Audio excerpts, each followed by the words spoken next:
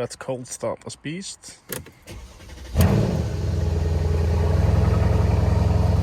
What's going on, guys? Welcome back to another video, and this is my C63 AMG. And in today's video I want to give you a 6-month ownership review on this car. Now just over 6 months, and let's just give you a quick walk around just in case you're new to this channel. And show you first the outside. As you can see, I've done a few slight modifications, but yeah, this is the car. Let's just give you a quick look from here.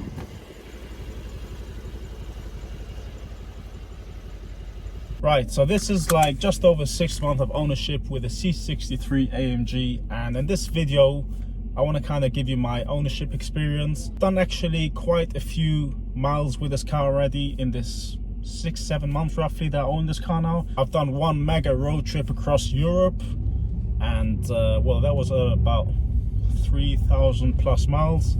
And then I obviously use this car a lot day to day. I use it for the family, so I definitely have a lot of experience so far using this car. So I'm gonna start first with things that I actually like about this car, and then I'll talk about a few things that, you know, could be improved, or things that I don't actually like so much about this car. So obviously this car is a very powerful car, and you know what, the car's actually very comfortable too. So this is a car that you can enjoy driving miles and not feel rough like many other performance cars or sports cars, whatever you want to call this car. So comfort wise, it's definitely good. It ticks the box. You can do family trips. As you guys see, I've got car seats in the back.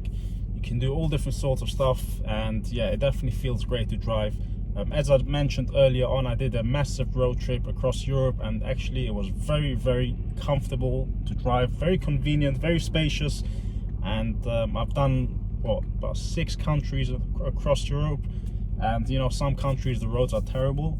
This car did it amazing. So driving wise, this car is excellent in terms of comfort. Now in terms of performance, here's the thing, guys, you know, there's very, very few opportunities that you can actually enjoy the full performance of this car, and that's like a bit of a downside about this car. This car is just too powerful. This car is really powerful, and it's a rear-wheel drive. So, you know, for example, weather's like today, I can definitely not enjoy, I would say 50%. Well, I can, but what happens is the car's gonna spin, and yeah, you're basically gonna go more of a drift than enjoy the performance of the car. So on public roads, you're definitely not going to get many chances to enjoy this car to the full potential. There are very few times you actually do get the chance, obviously in summer days, and you need a perfect driving roads. But in regular environments, it's very, very unlikely you'll get to enjoy this car properly. Well, when I say enjoy, of course you'll enjoy driving it, but what I mean is actually enjoying the performance side of it. So actually putting your foot down all the way. There are very, very few chances that I actually get the opportunity to put my foot down full throttle. You know, honestly guys, like, I can't remember when the last time I put full throttle on this car. It has to be a good few weeks ago, because you know, this car, to go fast, even 20%, 30% of the throttle, you're already going very fast. So to go 100% in all the way down, it just has to be in the right conditions and right roads and all that, because it is just so fast and the rear wheels do spin. You know, I guess that's something with many performance cars, rear wheel drive cars.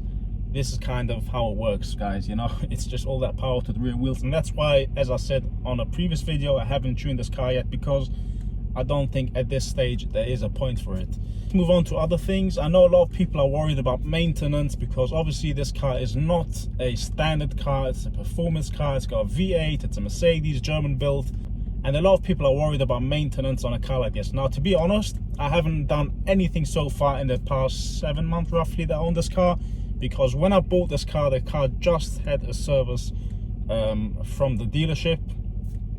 So basically you're meant to service the car once a year or every 10,000 miles. Hasn't passed either of them, but however, I am actually planning to do a service in the next few weeks, because I just want to do it a bit earlier. So I'll definitely give you an update on that in terms of costs and how much it costs, and all what had to be done. So stay tuned for that. Make sure you subscribe, because if you want to see updates, regular updates with both of my cars. If you just came across this channel, I also have a CLA 45 AMG, and I do plenty of videos with my cars. So make sure you do hit the subscribe button and the bell button. Moving on to another thing of the car, and I think we'll drive a little bit, is the exhaust. Now this car, obviously we all know Mercedes don't lack on exhaust sounds. Well, the brand new Mercedes, I don't know if I can say the same thing, but we know on this generation Mercedes, they definitely have the sound factor, and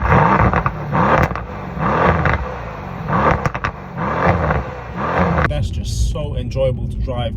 I mean, even driving on regular slow speeds in comfort mode, it's just so enjoyable to drive. Honestly guys, you know, sometimes I'm not interested to drive fast. I just want to enjoy the regular driving in comfort mode, and that tone and rumble you get from this car, I've never experienced it from any other car. I've driven a couple of other cars with V8s. I've driven also cars like they're on the same kind of level as this car, but the sound you get from this car stock, right? This is without any modifications on the exhaust, is just so good, and that's one of the best things by driving this car.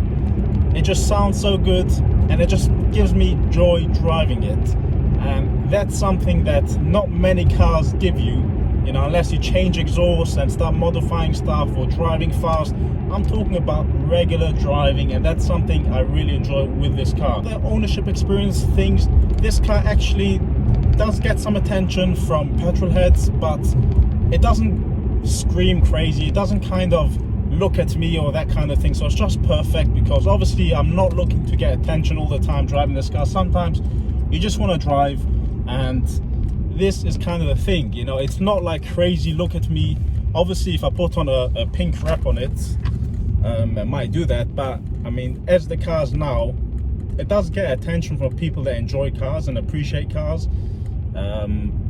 Occasionally I would have one or two people asking something about it, but it's not crazy like everyone stares on that car, so that's something good.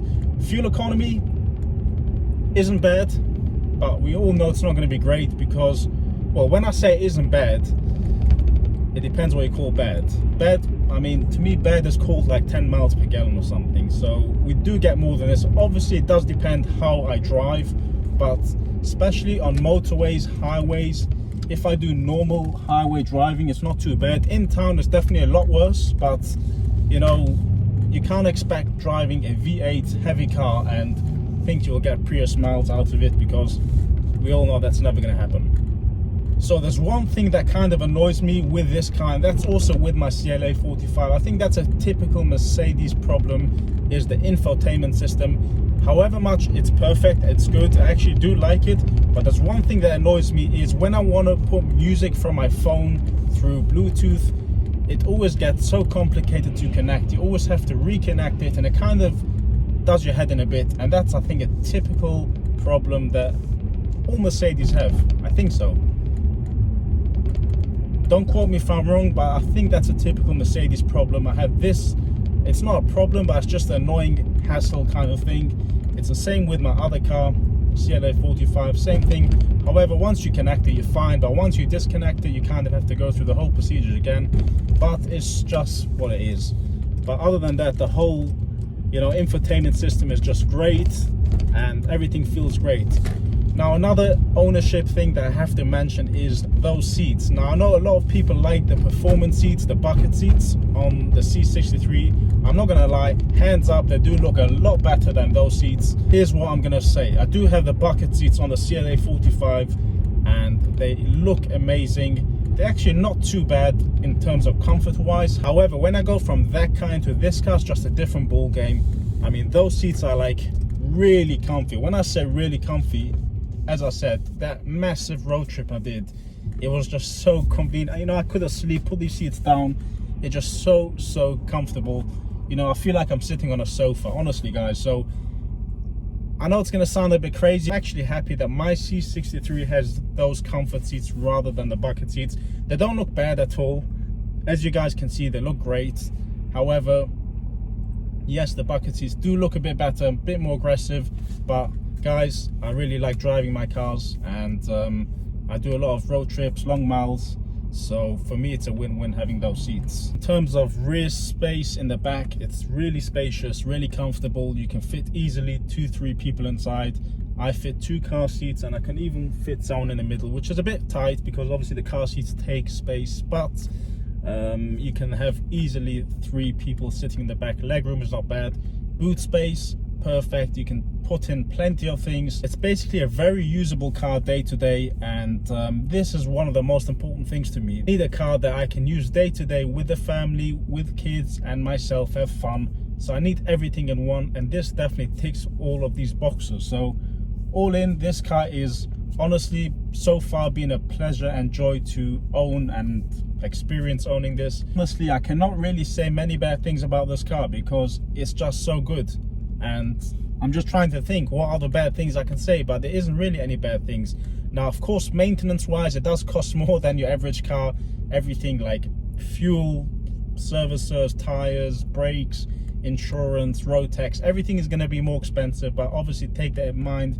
You know, this is a performance car, it's not just a regular car. So to sum it up, I would say this is really a good car to use day to day. It's spacious, comfortable, and definitely has the performance. However, as I said, with the performance side of it, you need to have a bit of experience if you really want to enjoy the power, because the rear of the car does wiggle if you put your foot down. And in winter days, yes, you can definitely not drive it hard. Definitely not. I mean, not even hard. I'm talking about 20% of throttle. You can feel the wheel spin in the rain. So you do have to be careful with this car. But I guess, you know, you learn it over time. And overall, I'm really happy with this car.